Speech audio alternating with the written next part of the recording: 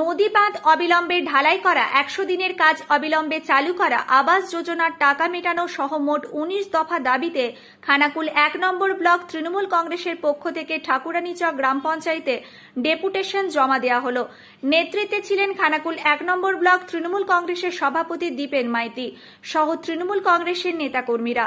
সোমবার পঞ্চায়েত ভবনের সামনে মঞ্চ বেঁধে তারা এই গণপিটিশন কর্মসূচি পালন করেন। তারা জানান, এই দাবি দেওয়া যদি পূরণ না হয় তাহলে আবারও ডেপুটেশন দেওয়া হবে। অন্যদিকে ঠাকুরানীচক গ্রাম পঞ্চায়েতের প্রধান রামকৃষ্ণ মাইতি জানান, ওনাদের দাবি নিয়ে আলোচনা করেছি, নিশ্চয়ই খতিয়ে দেখা হবে।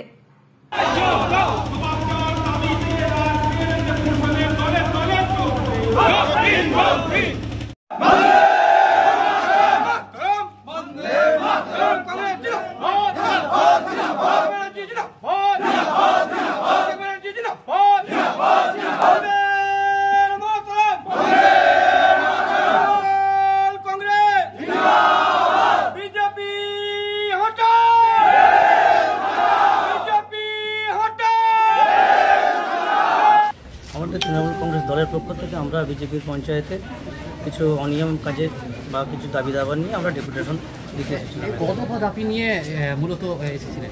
19 দফা দাবি নিয়ে এসেছিলাম আমরা। তো ওখান থেকে আপনারা কি প্রতিক্রিয়া পেলেন পরবর্তী সময়তে কাজ?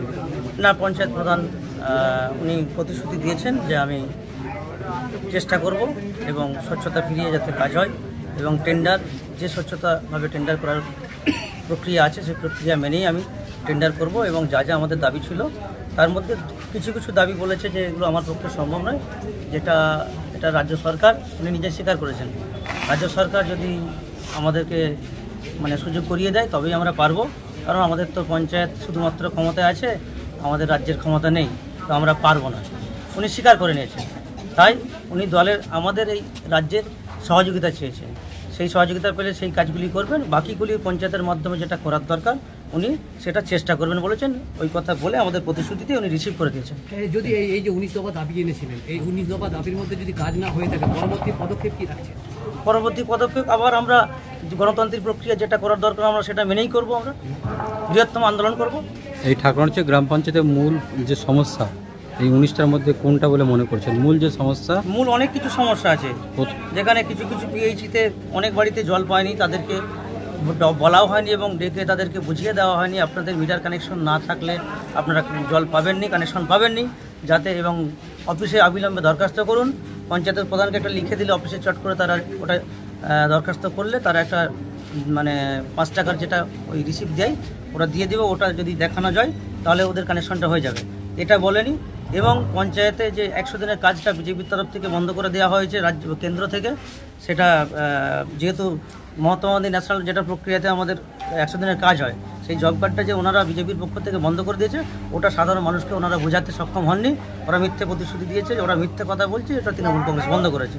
দ্বিতীয় কথা, মমতা বন্দ্যোপাধ্যায় যে 1000 টাকা করে ভাতা দিচ্ছে, ওনারা সেটার সত্যি কথা জনগণের কাছে না তুলে ধরে শুধুমাত্র ভোট পাওয়ার জন্য মিথ্যে প্রতিশ্রুতি দিচ্ছিল পঞ্চায়েত ভোটের আগে এবং এই লোকসভা ভোটেতেও, যে আমরা জিতলে 3000 টাকা করে ভাতা দেবো। এটা আমরা যখন প্রশ্ন করেছি তখন পঞ্চায়েত প্রধান উনি বললেন যে হ্যাঁ, আমাদের দলের লোক এরকম কথা বলেছিল, কিন্তু আমরা তো জিততে পারিনি, তাহলে আমরা দেবো কীভাবে? যাক, আমরা সেটা মেনে নিয়েছি। কয়েকদিনের ব্যবধানে দুদূষণ দেওয়া হচ্ছে, দুবার কেন, 10বারও দিতে পারে। যদি ডেপুটেশনের নিয়ম মেনে যদি প্রধান না কাজ করে, একবার কেন, আজকে আমরা করেছি, কালকে আবার করতে পারি, আবার আমরা আসতে পারি যদি আমাদের এই কথা না মানা হয়। কোন গ্রাম পঞ্চায়েতে এসেছিলেন? এটা ঠাকুরানীচক গ্রাম পঞ্চায়েত। আমার পরিচয়, আমি দীপেন মাইতি, খানাকুল 1 নম্বর ব্লক তৃণমূল কংগ্রেসের প্রেসিডেন্ট। রাস্তাঘাট বর্ষার আগে রিপেয়ার করা বা ব্রিজ নতুন করে সংস্কার করা, এই ধরনের কিছু উন্নয়নমূলক কাজের ব্যাপারে এনারা আজকে আমাদের কাছে বলতে এসেছিলেন যে এটা যাতে দ্রুততার সাথে করা হয়।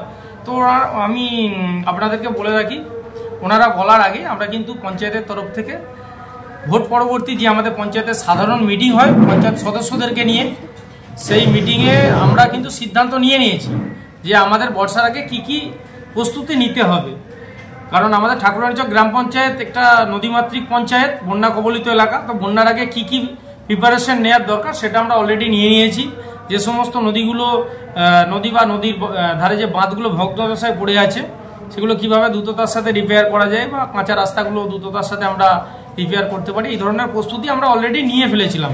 আজকে এনাদের দলীয়ভাবে একটা ডেপুটেশন দিতে এসেছিলেন, ঠিক আছে, গণতান্ত্রিক উপায়ে ওনারা ডেপুটেশন দিতে এসেছেন, কোনো অসুবিধা নেই। কিন্তু ওনারা যে দাবিগুলো আমাদেরকে জানিয়েছেন, আমাদের ঠাকুরানীচক গ্রাম পঞ্চায়েত ওনাদের দাবি জানানোর আগে ওই সমস্ত ব্যাপারে কিন্তু প্রস্তুতি নিয়ে রেখেছে।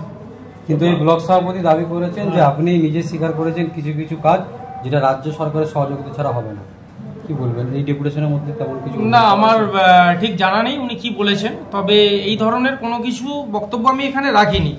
ওনারা যে দাবিগুলো রেখেছিলেন যে 100 দিনের কাজ অবিলম্বে শুরু করতে হবে বা প্রধানমন্ত্রী আবাস যোজনার বাড়ি অবিলম্বে বাড়ির টাকা দিতে হবে, তো সে ব্যাপারেই আমরা যেটা আমাদের তরফ থেকে বলার যে প্রধানমন্ত্রী যে 100 দিনের কাজ এনআরজিএসের যে জব কার্ড, সেই জব কার্ডটা কী কারণে বন্ধ আছে, কেন বন্ধ আছে আপনারা সবাই জানেন। বিগত দিনে বিভিন্ন জটিলতার কারণে বা রাজ্য বা কেন্দ্রের যে আর্থিক হিসাব না দিতে পারার কারণে এনআরজিএসের কাজ বন্ধ, তো সেটা আমাদের এখতিয়ারের মধ্যে পড়ে না। তাই আমি তারা যখন বলেছিলেন তো তাদেরকে আমি স্ট্রিক্টলি বলে দিলাম যে দেখুন, যেটা আমাদের এখতিয়ারের মধ্যে আছে, আমাদের ক্ষমতার মধ্যে আছে, যেটা আমাদের সীমাবদ্ধতার মধ্যে থেকে আপনারা আমাদেরকে প্রশ্ন করুন, আমরা সেই সমস্ত প্রশ্নের উত্তর দেবো। কিন্তু এনআরজিএস কেন চালু হয়নি সেই প্রশ্নের উত্তর আমরা দিতে পারবো না। কেন দিল্লি থেকে প্রধানমন্ত্রী আবাস যোজনার বাড়ির টাকা আসেনি সেই প্রশ্নের উত্তর আমরা দিতে পারবো না, সেটা আপনারা সবাই জানেন কেন আসেনি। তো এই ব্যাপারগুলো আমরা বলেছিলাম, কিন্তু কিছু কিছু কাজ রাজ্য সরকারের সহযোগিতা নাহলে করতে পারবো না এরকম কোনো বক্তব্য আমি রাখিনি। কারণ পঞ্চায়েতের যে ডেভেলপমেন্ট, পঞ্চায়েতের যে উন্নয়নটা হয় সেটা টোটালি কিন্তু কেন্দ্র সরকারের টাকাই হয়। কেন্দ্র সরকারের যে 15FC অর্থ কমিশনের টাকা থাকে, সেই 15FC অর্থ কমিশনের টাকাই কিন্তু পঞ্চায়েতের উন্নয়নটা হয়, সেটা সারা ভারতবর্ষব্যাপী সমস্ত পঞ্চায়েতেই হয়। আপনারা যদি দেখেন যে এলাকার ঢালাই রাস্তা, ড্রেন ট্রেন যাবতীয় যা কাজ, তাতে কিন্তু বোর্ডে স্পষ্টভাবে লেখা থাকে যে কেন্দ্রীয় সরকারের যে 15FC অর্থ কমিশন আছে সেই অর্থ কমিশনের টাকাই কাজ হয়। তাই সেক্ষেত্রে আমাদের রাজ্য সরকার সহযোগিতা না করলে যে আমরা কাজ করতে পারবো না এরকম ব্যাপার না। রাজ্য সরকার নিশ্চয়ই একটা প্রাতিষ্ঠানিক সাংবিধানিক বডি, রাজ্য সরকার যদি আমাদেরকে সহযোগিতা করে আমরা উন্নয়নটা আরো বেশি করে করতে পারবো, এই ব্যাপার, এর বাইরে কিছু না। শীততাপ নিয়ন্ত্রিত অত্যাধুনিক রেস্টুরেন্ট ময়ূখ রেস্টুরেন্ট, এখানে পাবেন চাইনিজ, পোলাও, বিরিয়ানি, তন্দুরি সহ সমস্ত রকম খাবার। এছাড়াও কাস্টমারদের সুবিধার্থে হোম ডেলিভারির বিশেষ ব্যবস্থা রয়েছে। পাশাপাশি যে কোনো অনুষ্ঠানের জন্য ভাড়া দেওয়া হয়।